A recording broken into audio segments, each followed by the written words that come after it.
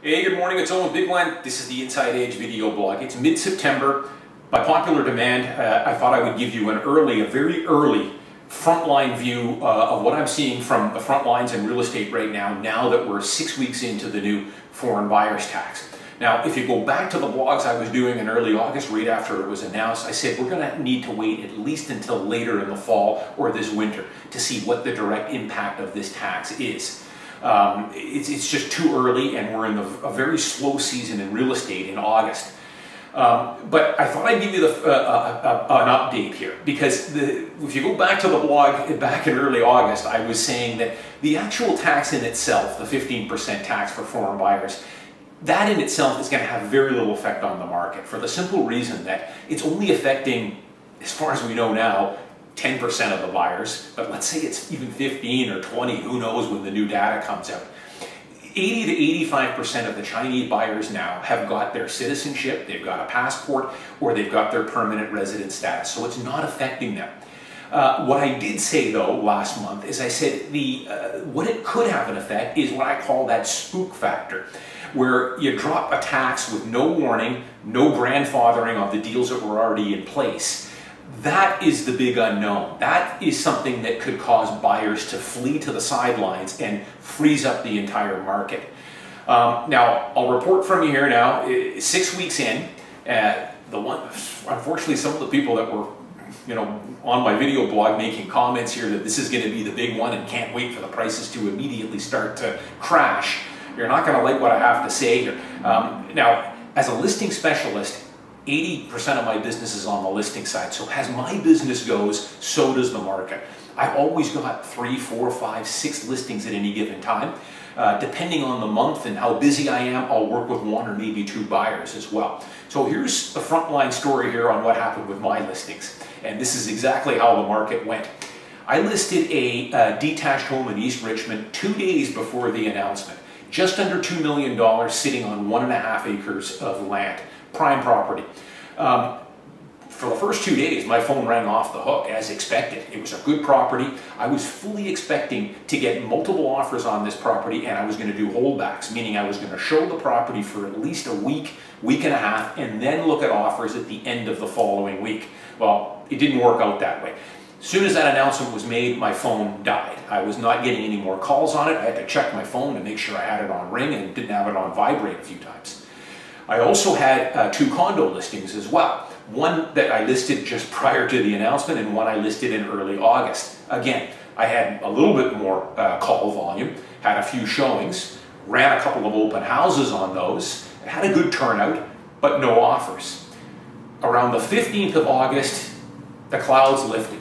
My phone started ringing, and make a long story short, the 2 condos sold within a week after that. Multiple offers over asking. The just under $2 million house in East Richmond, I ended up getting 2 offers on that property. Didn't sell over asking, sold just below my asking price. On the buying side, for August, I was working with a young couple who were first-time buyers, looking for a 2-bedroom, 2-bath in New Westminster, priced under $350. Boy, if you're looking for a property in New Westminster right now, in downtown or uptown, boy, somebody didn't send the memo to the New Westminster market that this market was supposed to start cooling. We offered on the first property, it was us and 9 other offers. We missed out. Successful offer was way over asking, subject free. The second property I offered on, again, we missed out. It was us and I think 6 other offers. Winning offer, over asking, subject free. The third one was the charm, about a week later. At this point, I was able to put an offer in for my client subject free. They had their financing now locked down, and I was able to get all the strata documents before we offered. We were the successful offer. We had to offer over ask, subject free, but we got the property. So furious bidding wars going on right now in downtown and uptown New Westminster, at least in that starter level condo for 2-bedroom, 2-bath. So that's where the market is right now. And talking to my colleagues, they all told me the same thing. The listing realtors in my office and with other brokerages, same story. The phone died for the first 10 or 12 days and then just picked up overnight, and we're back to business as usual again.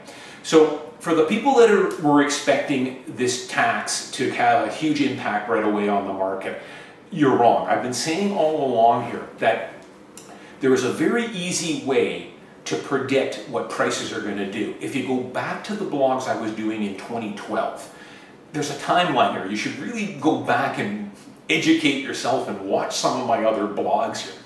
But back in 2012, I was doing blogs how inventory levels were starting to go up substantially. And back in 2012, we were in a balanced market. Inventory levels creeped up to where we were in a buyer's market. Once you get into that stage, that's when prices will start to get haircuts. For right now, we are in, I can't remember a time when we are in the lowest amount of inventory I have ever seen. I come from a real estate family. My father's been in Vancouver real estate for 50 years, and he's never seen anything like this. So inventory levels are going to have to increase substantially before prices will start to moderate or even start to come down. It has to happen. It's the precursor to prices, and right now we are at record low interest. The other thing is I want to point out is don't get too excited about some of the headlines that came out last week on Vancouver sales. It was all over the news. The real estate board put out our stats for August, and I could have told people that these numbers were going to be dismal. They were going to be way lower than what they compare it to, which was August of 2015. Because in August of 2015, we had substantially more inventory. I was fully expecting that the sales volumes would be down.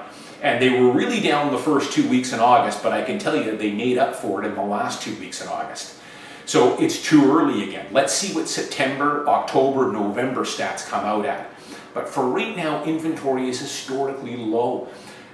I had 4 sales in August, which was an okay month for me. I could have doubled that easily if I had more inventory to sell. If I had more listings, I've got 3 buyers for every listing I've got right now. So until inventory levels start to come up in a substantial way, that's the precursor to prices starting to moderate. Because if you go into realtor.ca, for you as the general public, plug in some addresses of some buildings in Yaletown or Kitsilano or Olympic Village, buildings that might have 150, 200 units, and see how many you come up with. In most cases, in a lot of these buildings, it's going to be 0. In some, you might have 1 or 2. Whereas back 5 or 6 years ago, you might have had 7 or 8 or 10 listings at any given time. So for right now, inventory levels are at record lows, and those we're going to have to increase. Interest rates probably are going to need to come up a bit as well before you start to see any drastic price reductions. Because the guy lists his Yaletown 1-bedroom condo, puts it out there, maybe test the market on the high side, but he's in no hurry to start reducing that dramatically because there's no other competition for his 1-bedroom unit. You don't have 4 other 1-bedrooms that are competing against his unit. So for that reason, inventory is always a precursor to prices. So I'll do another update on this later this fall when we've got a little bit more market data to deal with. I'm going to do a blog for you next week though, and I'm going to talk a little bit more about foreign capital coming in, and I'm going to give you a frontline story here that's developed over the last couple of weeks with one of my clients. And it's about foreign buyers buying a house and then later selling it and avoiding that capital gains tax. And this is an area that I've blogged about a few times before. Really is an area that if they want to level the playing field a little bit more, this is what Revenue Canada and what the province and the local municipalities should be looking more into. I'll do that blog for you next week, so stay tuned. I'm Owen Bigland. As always, thanks for watching, and I'll see you next week.